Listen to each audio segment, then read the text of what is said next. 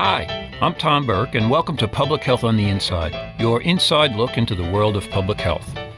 I'm the Associate Dean for Public Health Practice here at the Johns Hopkins Bloomberg School of Public Health, and through our series of podcasts, I would like to take you to the front lines of public health and introduce you to the world of public health practice.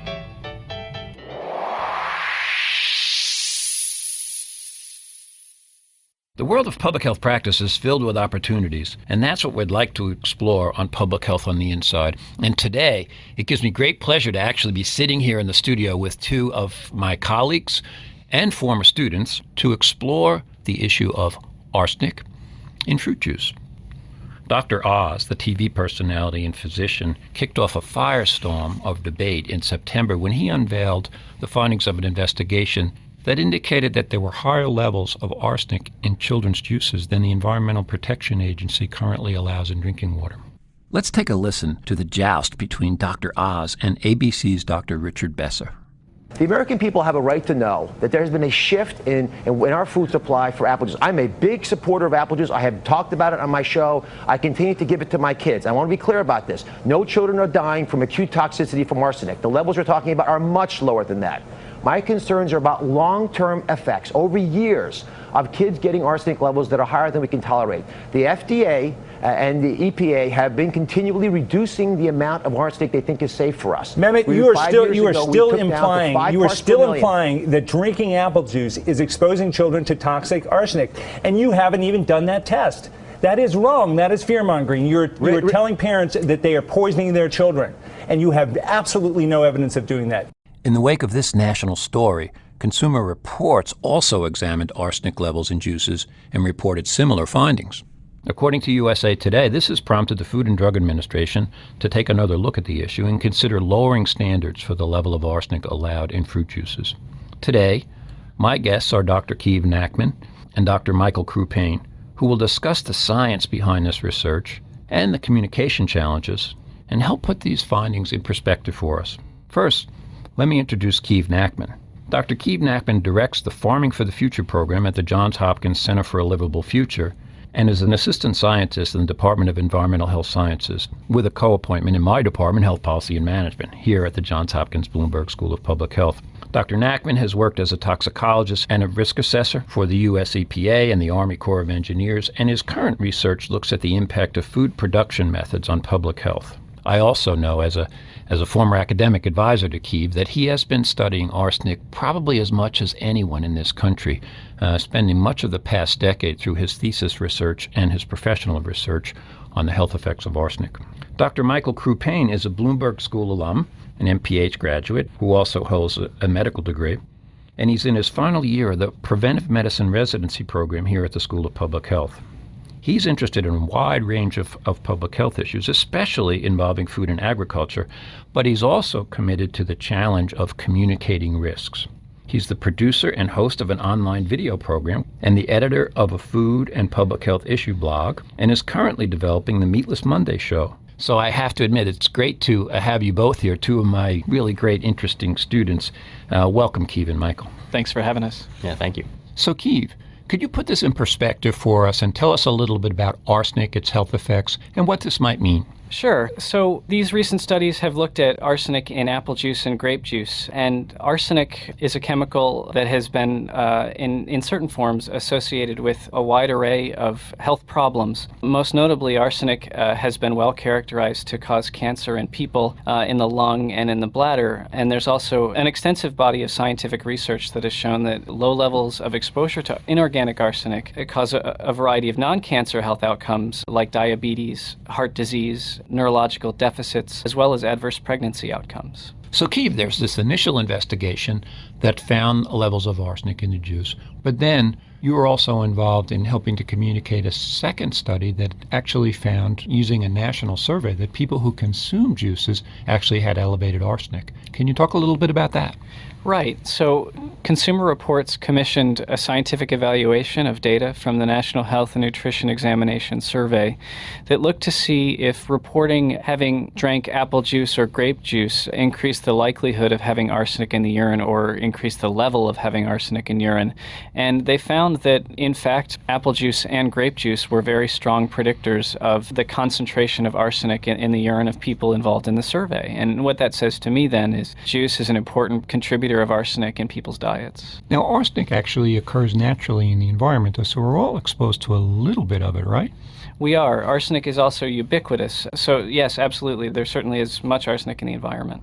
So the issue of risk becomes elevated risk when you have other types of exposure. Sure. There are so many different ways that people come into contact with arsenic in the environment. Chicken, for example, is another source of dietary arsenic exposure. We breathe arsenic in the air as a result of coal-fired power plants. And we come into contact with arsenic in drinking water, especially when it's sourced from groundwater that may have natural arsenic deposits. Why might there be arsenic in apple juice? How does it get there? Well, there are a couple of different reasons. I think the one that seems to be getting the most attention is that apple juice concentrate that's used to make our juice boxes or whatever we're drinking here in the U.S., apple juice concentrate is often sourced from countries where arsenical pesticides like lead arsenate are still permitted to be used. So that may explain some of the arsenic in apple juice. There's also the possibility that the juice that's used to hydrate the concentrate is also contaminated with drinking water. Many of the results that were observed in the Consumer Reports data were actually within what's considered acceptable by the current drinking water standard in the U.S. So there are a variety of reasons. And something else that I think is worth mentioning is that there are apple groves here that are producing apples where lead arsenate residues in the soils still persist. So even though those pesticides aren't actively being used, there's the potential for those residues in the soils to still contaminate apples. So it's really challenging to pin it on any one source, but we at least have an understanding of what the various sources may be. Now, Michael, I want to turn to you. You had a really unique rotation in the preventive medicine residency to actually be working as a scientific resource to the Dr. Oz show during this time. That's pretty cool. Yeah, it was really exciting. I actually worked in the medical unit that was sort of doing the research to help support what goes on in the show. And the whole experience was really a great illustration of risk assessment. I saw sort of firsthand coming from both Dr. Oz and from the FDA and seeing how the media responded to that. This is a complicated issue and a real communication challenge. Were you surprised by the magnitude of the response and the debate that ensued, even on the nightly news? Yeah, it was very surprising. The FDA came out and they did probably what you would initially consider to do an excellent job at risk communication. They came out ahead of the story. They delivered very clear, simple messages. They were reassuring to the public and gave them a lot of good reasons to believe that everything was fine. But then as the story developed, you saw that perhaps they were successful in getting everyone on their side and to criticize Dr. Oz. But as time went on, they revealed more information that sort of contradicted what they had originally said. So perhaps they weren't as successful because maybe they weren't as honest and forthcoming as they should have been. So, Michael, as a preventive medicine resident, as a physician, and as a communicator, talk to us a little bit about how we might use the media and better communication. Because one of the things about this whole story has been, well, people didn't really know this. Consumers have the right to know about issues like this. Certainly on the Dr. Oz show, they looked at the numbers. They found some levels of arsenic in apple juice that were above the level allowed in water.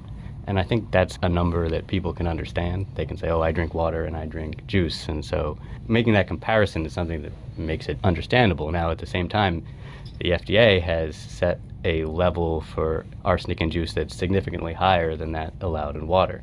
And that's confusing to people and may not be appropriate.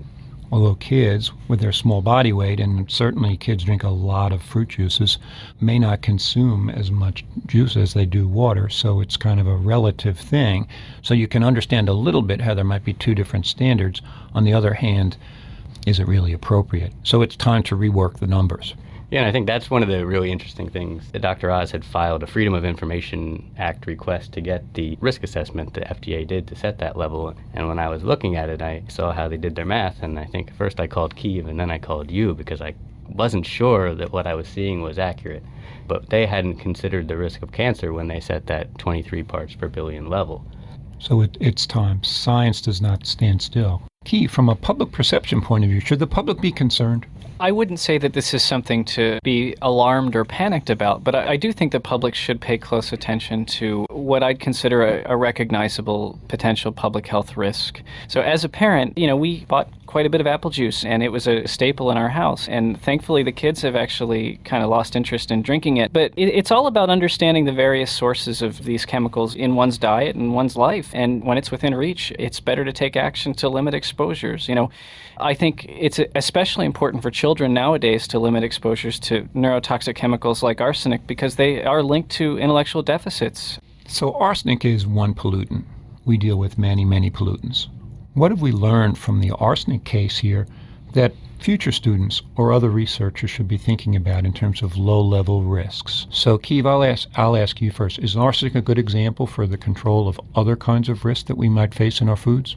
I think the strongest message that comes out of the arsenic and apple juice story is really know your food, know where it comes from. And I think when I pick up a juice box and I see that it contains concentrate that came from 5 or 6 different countries, I don't feel so confident that what I'm about to drink or what I'm about to eat is something that we really know much about. And I think the more uncertainty in the sourcing of your food, the less you can know about things you might not want to actually ingest. Knowledge is power when making decisions about what you're going to put in your body.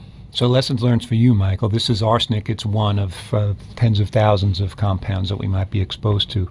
Lessons learned? There's not a lot of transparency in what we eat, and there's not a lot of transparency in the way the government protects the food that we eat, and there needs to be more of that, and people need to consider that important and let everyone know that they want to know what's in their food. Thank you. And thank you both for being here today for Public Health on the Inside. My pleasure. Thank you. It's great to be here.